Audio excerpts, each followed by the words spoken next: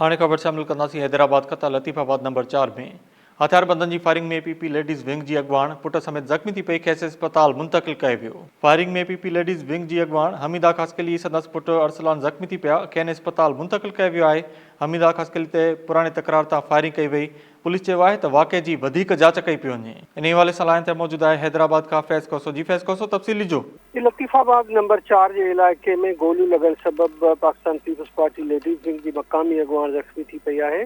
गोलियूं लॻण सबबि 40 सालनि जे हमीदा ख़ासकली जो पुटु अरसलान बि ज़ख़्मी थी पियो। ॿुधाए पियो वञे त पीपी लेडीज़ विंग जी अॻुवाण खे नालो माण्हुनि गोलियूं हयूं ऐं फ़रार थी विया।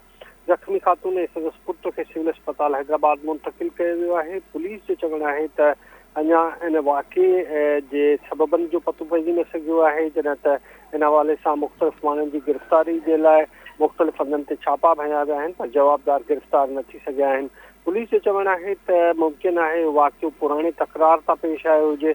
बहरहाल जेके हमीदा ख़ासकली जा घर भाती आहिनि या वारिस आहिनि, उहे हाणे थोरी देरि खां पोइ हुसैनाबाद थाणे ते पहुचंदा। पुलिस जो चवणु आहे त जीअं वारिस थाणे ते पहुचंदा त उनखां पोइ जांच में अॻभराई थी सघंदी। इब्तिदाई तौर ते अञा ताईं का गिरफ़्तारी अमल में अची न सघी आहे।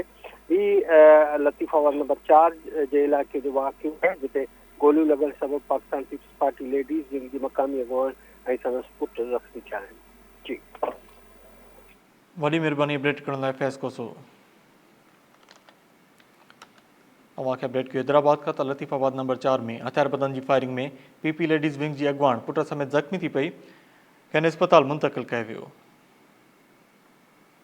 फायरिंग में पीपी लेडीज़ विंग जी अॻुवाण हमीदा ख़ासकली संदसि पुट अरसलान ज़ख़्मी थी पिया, खेनि अस्पताल मुंतक़िल कयो वियो। हमीदा ख़ासकली ते पुराणे तकरार तां फायरिंग कई वई। पुलिस चयो त वाक़े जी वधीक जांच कई पई वञे।